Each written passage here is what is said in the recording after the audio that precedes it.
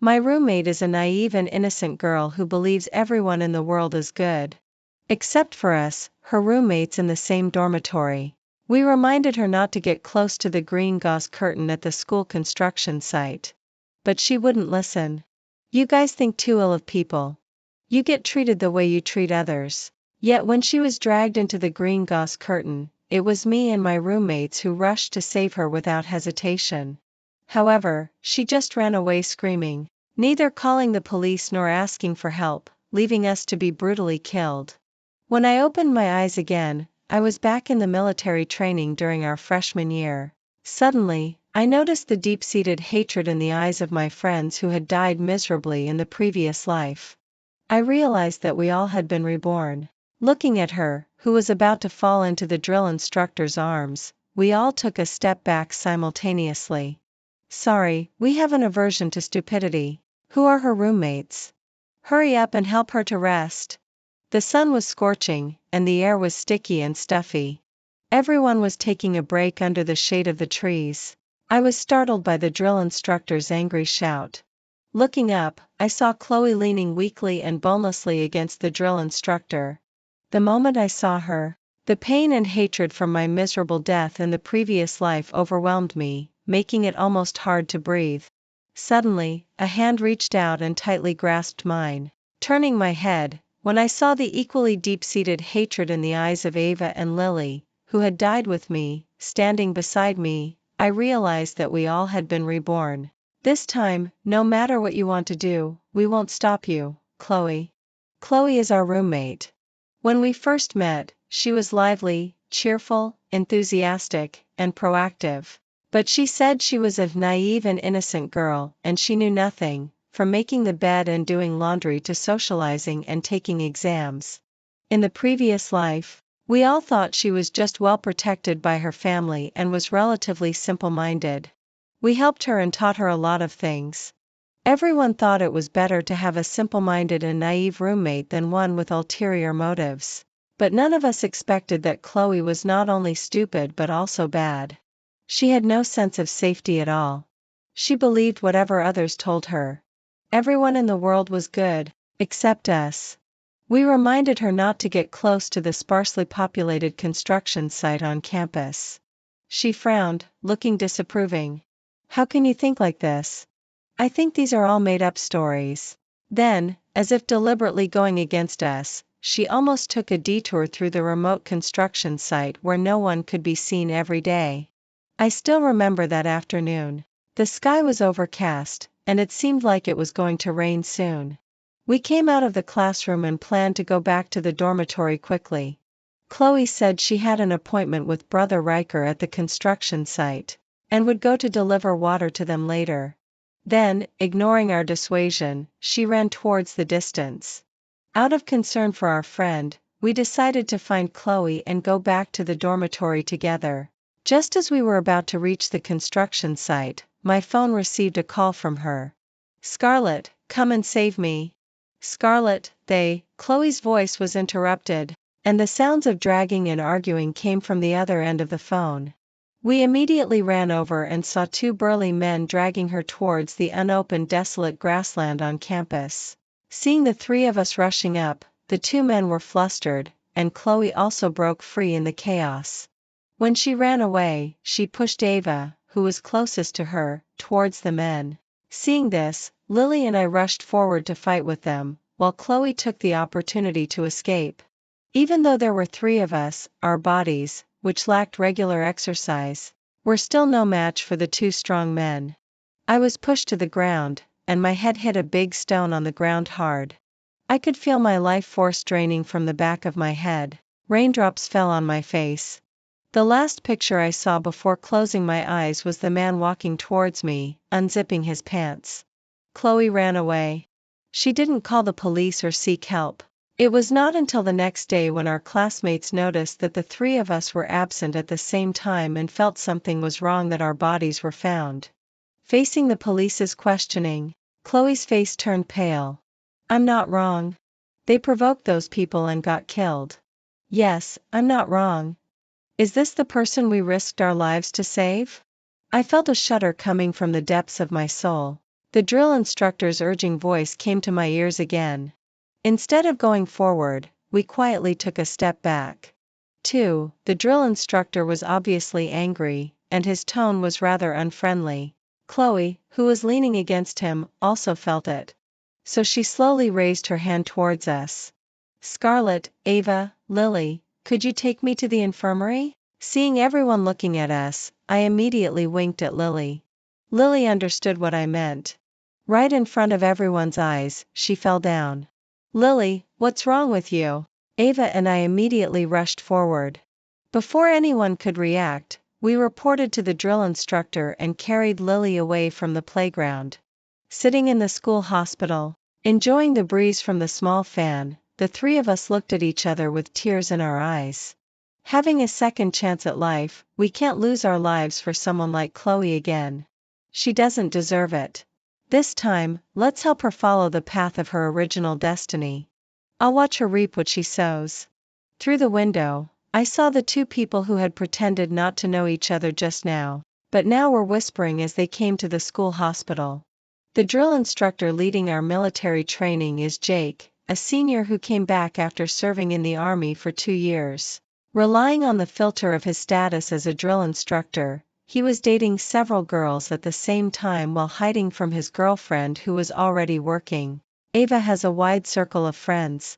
After learning about his jerk behavior, she stopped Chloe, who was desperately trying to get close to him and was being kept in his fish pond. But she said we were maliciously speculating about others and didn't understand Jake at all. However, due to our obstruction, they didn't get any further. Later, when Jake's girlfriend posted the evidence of his cheating on the campus forum and brought people to slap Jake and his mistress hard on the playground, she secretly sighed in relief but still stubbornly said there must be some misunderstanding. Since that's the case, this time, let's help you understand exactly what this misunderstanding is. 3. Lily's health has always been poor, and she has a doctor's certificate that excuses her from military training. But after Chloe found out about this, she stood on the moral high ground and implicitly and explicitly accused Lily of using such means to escape military training. Lily felt embarrassed by what she said and also participated in the military training. But instead of Lily collapsing, Chloe was the one who felt dizzy and out of breath from time to time. Now, taking this opportunity, Lily directly applied to be exempt from military training. When the three of us were in the dormitory, enjoying the air conditioner and eating ice cream, an indignant Chloe came back. Lily, the drill instructor said you applied for exemption from training? We agreed to create beautiful military training memories together. How can you back out alone? What will Scarlett and Ava think? Seeing that she brought us into this, Ava couldn't help but retort, Chloe, what are you up to? Lily fainted today, and you still want her to continue training? The doctor has certified that she's not suitable for high-intensity training. What are you yapping about? After saying that, Ava squinted her eyes and sized Chloe up and down. But considering your training intensity of getting dizzy after walking 2 steps, it probably doesn't matter to you. Chloe didn't expect that Ava, who had maintained an awkward amicability with her yesterday, would suddenly be so aggressive towards her today. Her eyes immediately welled up with tears, and she lay prone on the table crying. Our plan hadn't even started yet, and Ava, who couldn't hold back and retorted at her, felt a bit regretful and kept winking at me desperately. I walked up to her, squatted down, and comforted Chloe in a falsely gentle voice, Chloe, don't be sad. Ava was just worried about Lily. You wouldn't want to see Lily get into trouble because of the military training, would you?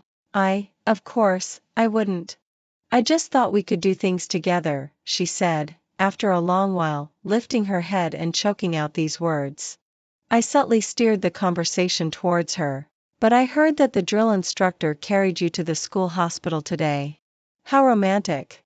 Sure enough, her face flushed red. Yes, I think Jake is really nice. He's not like what Ava said. Hearing this, Ava snorted, took a deep breath, and swallowed back the words she was about to say before speaking, you're right. I think seeing is believing. Those rumors are inaccurate. I also think he treats you specially. When you had heat stroke today, he looked really worried about you." Upon hearing Ava's words, Chloe's eyes lit up, and with a smile on her lips, she still pretended to be shy and annoyed. Lily also added fuel to the fire in a timely manner. "Yeah, and if you get on well with him, he'll surely go easy on you during the military training later. Maybe you can rest like me." "I didn't like him for that reason," Chloe said as she picked up her phone and went to the balcony. "Great. The only thing we were worrying about was that you wouldn't take the bait." The plan was progressing smoothly. After the military training, we often saw the two of them doing things together. But with our encouragement, Chloe and Jake's relationship grew closer and closer. They would talk on the phone until midnight every night. This had seriously affected our rest time, and all three of us in the dormitory had talked to Chloe about it. However, she would just blink her innocent big eyes at you and say, "Is it that loud?" But I've been speaking in a whisper. "This dormitory belongs to 4 people, and I have my share too. You can't be so selfish." After that, she continued chatting regardless of our wishes. If this went on, I'm afraid we would die of sudden death due to lack of sleep before our revenge plan even started. So we went to see the counselor together. The counselor called Chloe to the office to explain the situation. "What's going on, Chloe? You talking on the phone until early morning has seriously affected everyone's rest time." Upon hearing the counselor's words, Chloe's eyes immediately turned red. "I'm sorry. I didn't realize it would have such a big impact on them. I've been very quiet. I thought it was still early when I was on the phone, and they weren't asleep yet. Also, teacher, I was just so lonely in the dormitory, always being alone, that's why I made those calls." Hearing her words, the counselor's eyes on the three of us became rather subtle. Seeing that the counselor seemed to think we were isolating Chloe, I didn't want to entangle with her and proposed to change the dormitory. "It's just the beginning of the semester, and our major has just moved to the new campus.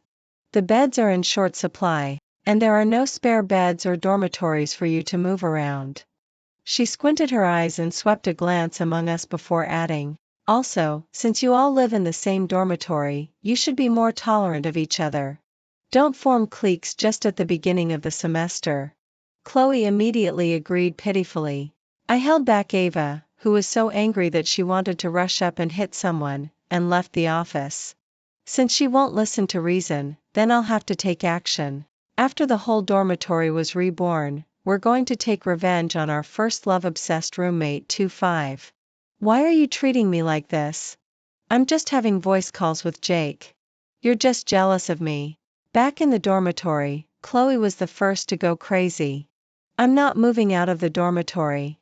You won't succeed." In the evening, she started her flirting voice call with Jake on time, and even played it on speaker more recklessly. "Chloe, I'm saying this one more time. Your behavior during this period has seriously affected my health. I'll get into trouble if I don't get enough rest." She didn't reply but answered with even louder flirting. "Fine, the pre-warning has been given." In the middle of the night, when she was almost done chatting and was about to turn off her phone and go to sleep, I slowly sat up in bed. Without saying a word, I quietly got out of bed, took out a watermelon knife from my school bag, held it in my hand, and slowly walked towards her bed. In her terrified eyes, I directly swung the knife at the railing of her bed. Bang! The sound of metal colliding was really nice. "Ah!" Chloe let out a short scream of terror and then couldn't make any sound. Through the light from the window, I saw the shadow of myself holding the big knife high and then swung the knife at her on the bed again. "Ah, help! Help! Someone's killing me!"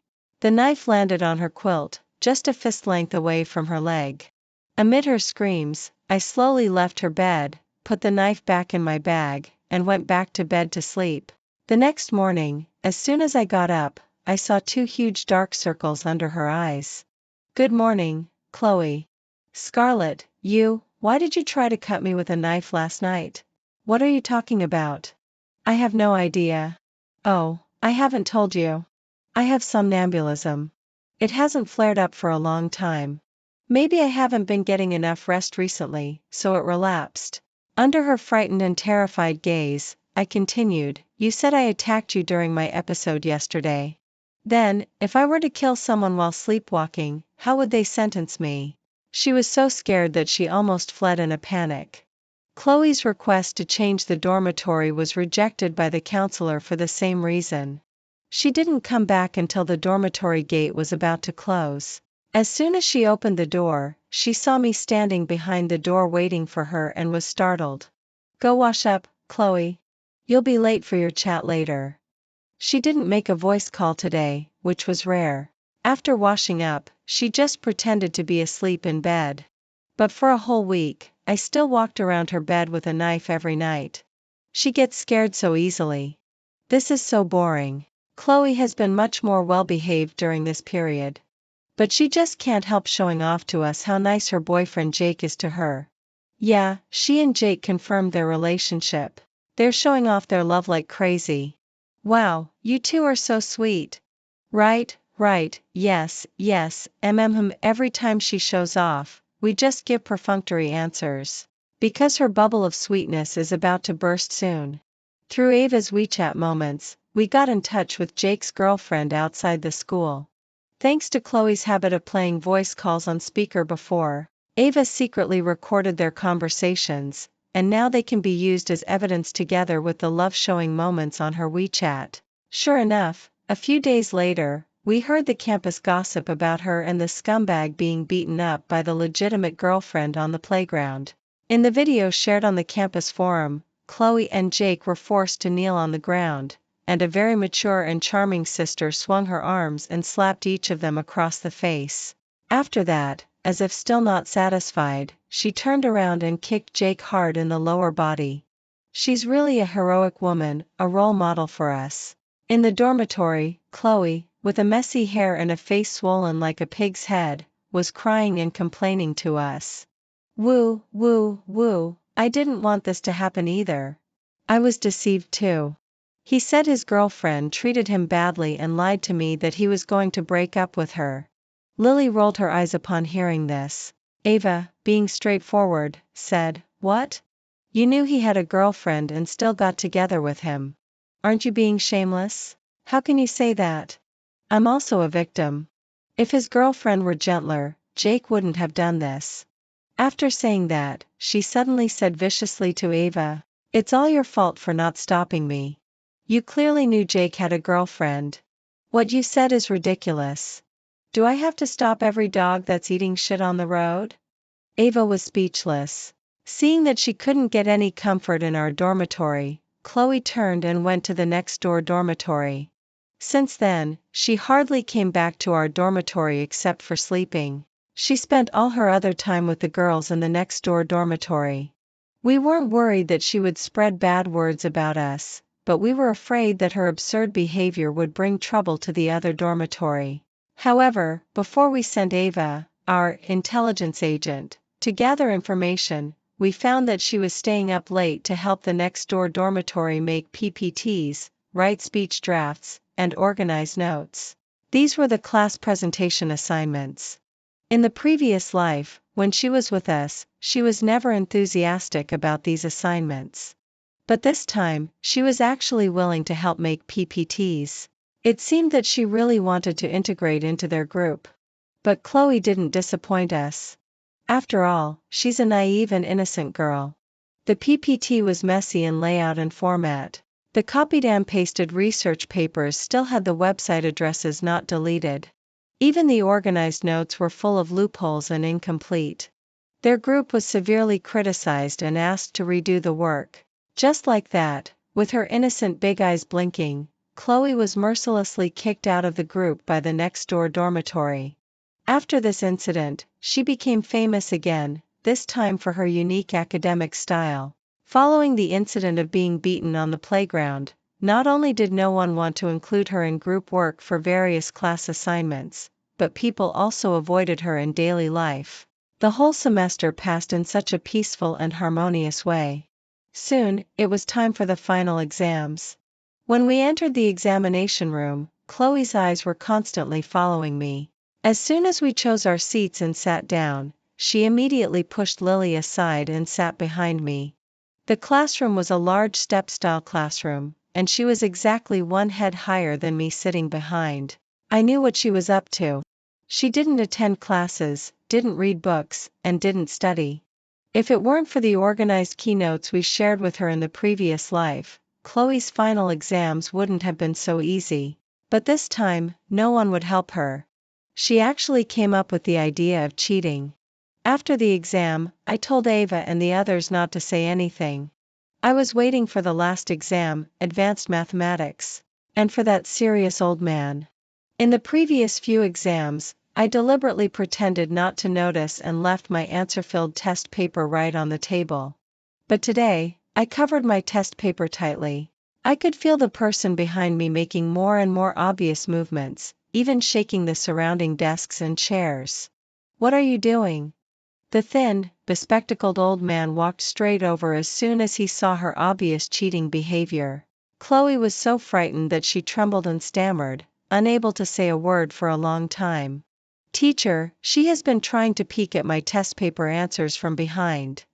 "Well, I'll speak for her." Hearing my words, Chloe became angry from embarrassment. "You're talking nonsense. It was you who were cheating." I was just trying to confirm it.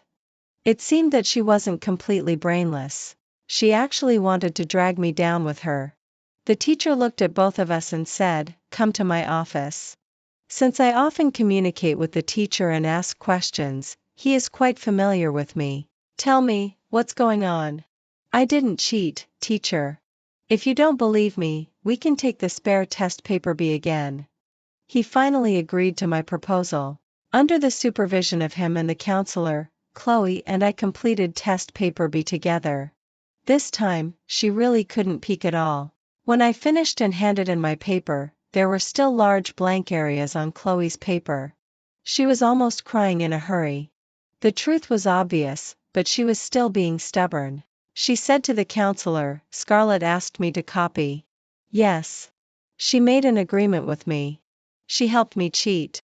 "Chloe, do you think, given our current relationship, I would let you copy?" "Counselor, you also know that our relationship is very tense." Thanks to her frequent visits to the counselor to ask for a dorm room change before, otherwise, I really wouldn't be able to defend myself. In the end, Chloe was given a demerit for cheating and had to take a makeup exam next semester. A holiday passed, and Chloe returned to school early to prepare for the makeup exam. Unfortunately, she didn't pass the makeup exam and had to retake the course.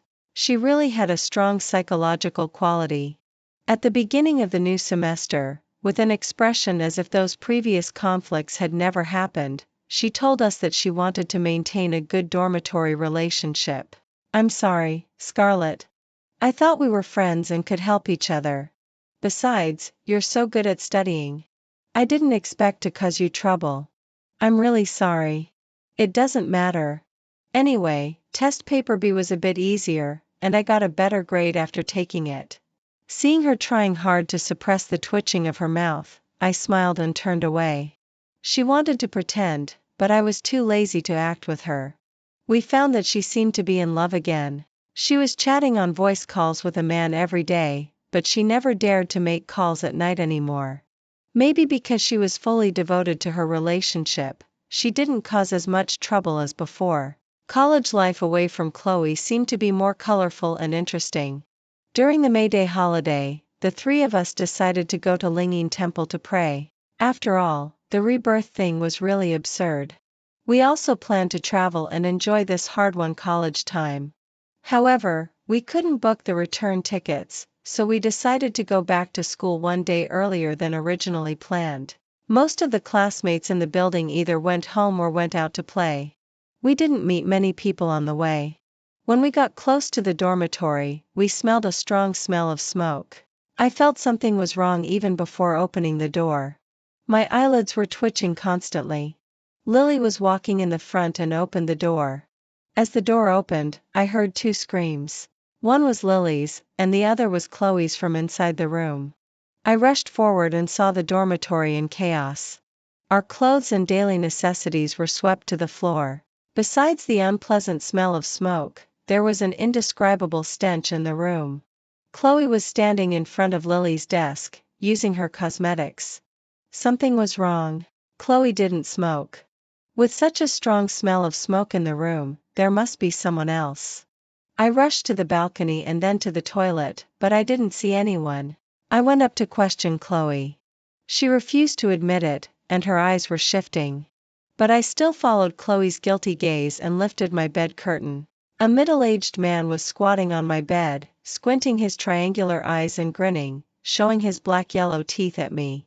Amid the screams and interrogations of Ava and Lily, the middle-aged man jumped off the bed and ran away while we were distracted. He was an acquaintance. In the previous life, when Chloe and I took the high-speed rail back to school, she chatted with this middle-aged man she had never met before all the way. When getting off the train, she exchanged WeChat IDs with him despite my block.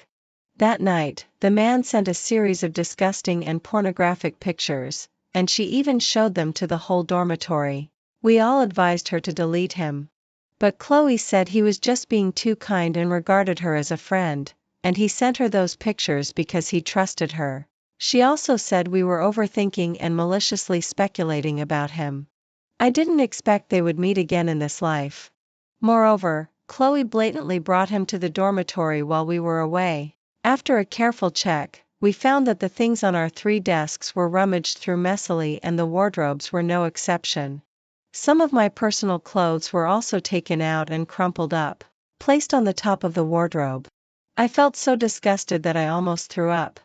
I immediately took out my phone to call the police. When Chloe saw me calling the police, she rushed over screaming to stop me. He just came to stay for a couple of days. What are you doing? Ava rushed up to stop Chloe's actions. Chloe, what are you doing? You dared to bring a man back but are afraid to face it. Chloe couldn't break free from Ava and started to pretend to be pitiful and weak. No, I just thought he was so pitiful. He had nowhere to go during the holiday, and since you guys weren't here, I just let him stay for a couple of days. Can't you be a little kinder? If you're so kind, why didn't you take him to a hotel outside? Why did you have to bring him to the dormitory? We're not kind, so I'm calling the police now. As I was waiting for the call to connect, I was almost amused by Chloe's fallacious logic. In a fit of anger, Chloe picked up a water cup and smashed my phone to the ground, giving me a malicious smile. I've already called the police and asked the auntie to help check the surveillance. Just then, Lily, who had gone to find the dormitory auntie, came back. Hearing Lily's words, Chloe's face turned pale instantly. Really, I had just used this phone for a short time, and Chloe is about to get me a new one. She's really kind. The police came, and the counselor came too. Seeing us, the counselor let out a deep sigh. What happened to you guys again? We briefly explained the whole story. The more the counselor listened, the deeper his frown became. Chloe, bringing a strange man back to the dormitory violates the school rules. The police officer who checked the surveillance also retrieved the surveillance video from a few days ago, showing Chloe distracting the dormitory auntie while the man sneaked into the dormitory and the video of his hasty escape today. Seeing this, Chloe insisted that it was her father. That's not a strange man. It's my father who came to visit me at school. Who cares who he is? You're not allowed to bring anyone back to the dormitory. And you used our things casually, slept in our beds. Who knows if he has any diseases? Ava was almost driven mad by her shamelessness. I looked at the chaotic dormitory and said, well, if it's your father, then compensate for the things your father stole and damaged. What did you say? Compensate for all the betting of the 3 of us at the original price.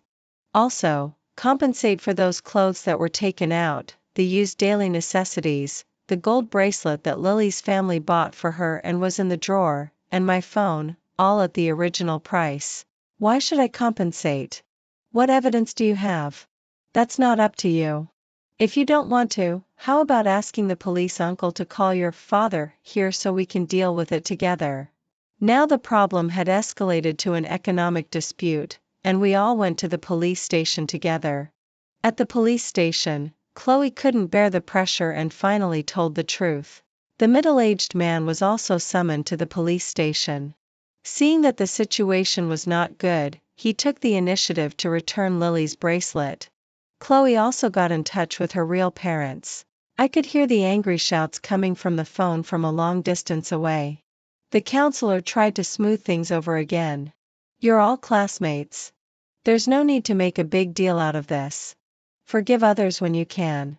Later, let her apologize to you and promise not to do it again. Chloe bringing someone back to the dormitory was neither a big nor a small matter, but it was only a matter of morality and economy. We didn't accept the counselor's moral coercion and put forward our demands to her.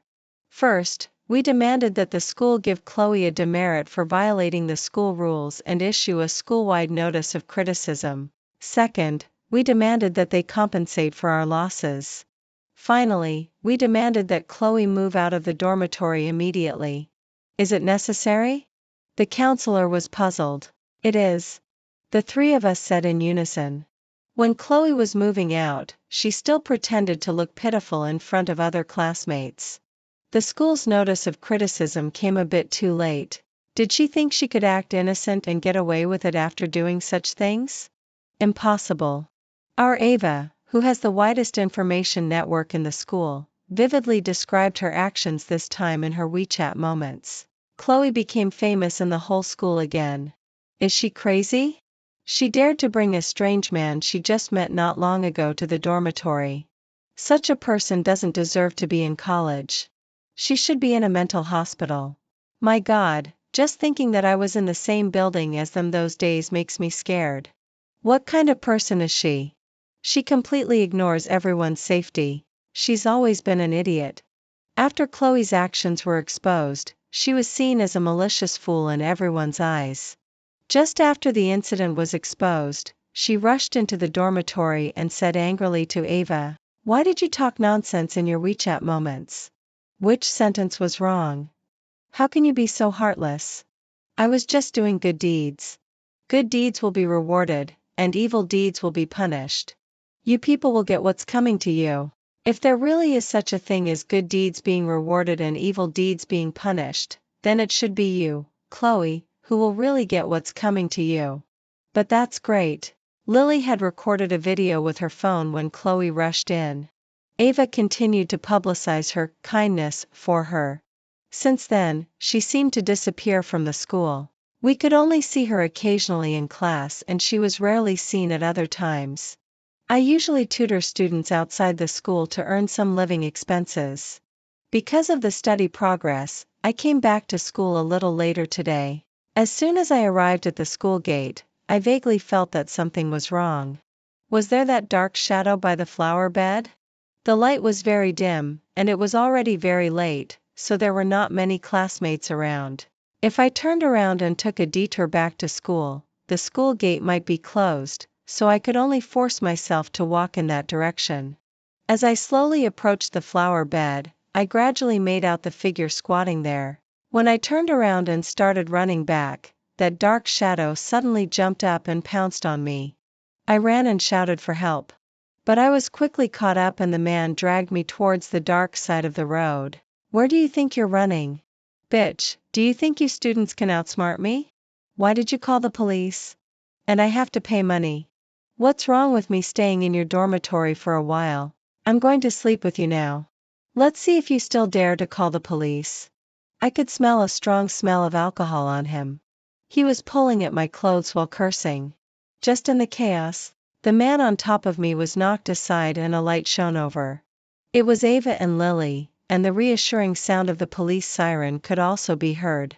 I quietly put the pepper spray I was holding back into my bag. All of this was arranged by us. As early as a week ago, I found that Chloe was secretly following me. To see what she was up to, I deliberately adjusted the tutoring time with the students' parents to the evening during this period. And every time I returned to school, I took the paths with few people. The moment I saw the dark shadow in the grass today, I sent a text message to Ava and the others and then walked in that direction while keeping a call with the police officer whose contact information I got when reporting the case last time. The middle-aged man was hit on the head by a stone that Lily picked up from the ground beside them.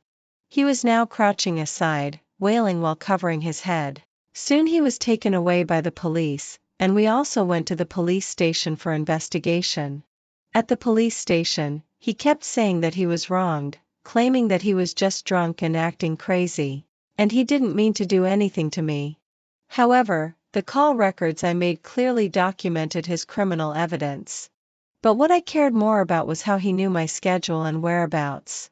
Sure enough, Chloe was also called to the police station.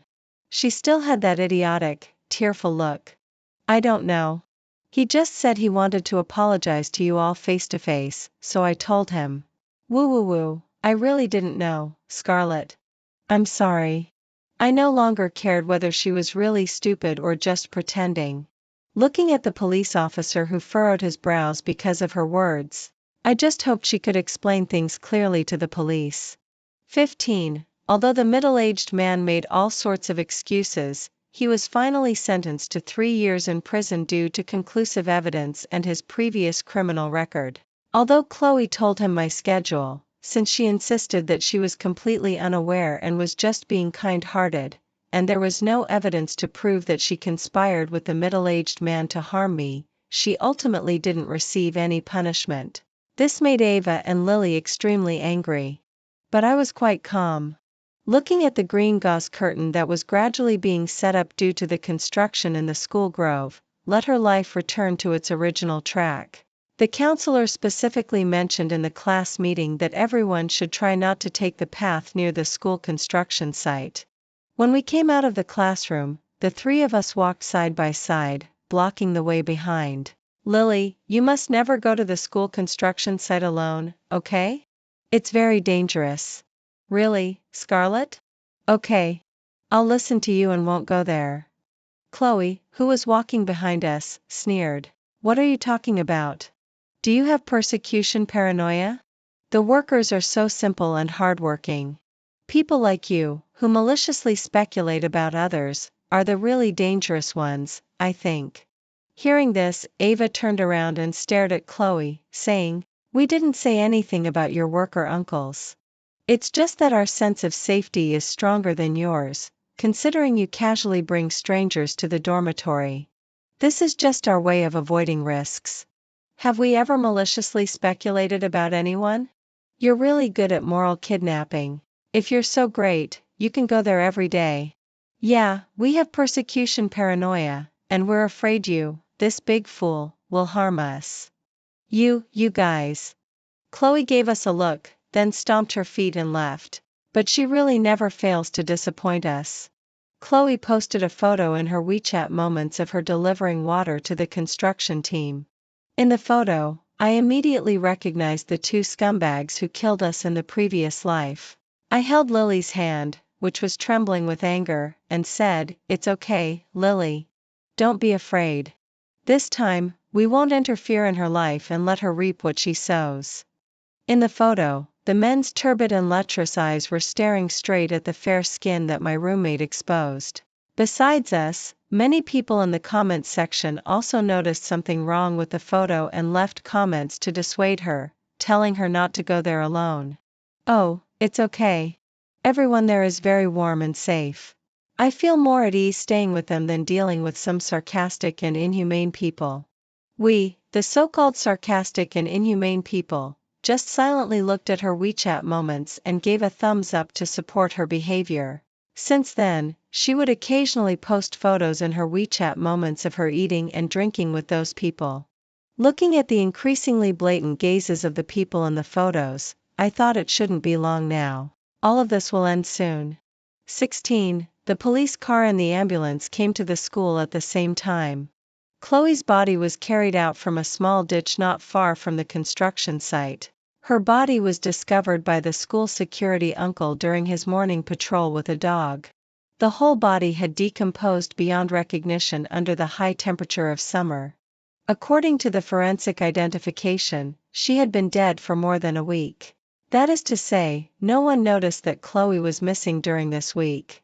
Because Chloe often skipped classes and didn't go back to the dormitory often, and she didn't get along well with her new roommates, no one paid attention to her disappearance. Her body was found even later than we expected. But all of this was her own doing. As expected, the murderers were the two people who killed us in the previous life. After brutally raping and killing Chloe, they left the construction site and fled back to their hometown. Eventually, the police arrested them in their hometown, and the punishments awaiting them were inevitable. At Chloe's funeral, we saw her parents who were blaming and cursing each other, almost turning the funeral scene into another disaster. Perhaps this can explain why Chloe had such a personality. As days passed, in the information age, there were countless new pieces of information bombarding us every day. The case of Chloe, which had caused a sensation on campus, was soon no longer mentioned. After everything returned to calm, it seemed that we had truly shaken off the haze of the previous life. Looking up, the sun is shining brightly, and the road ahead is smooth.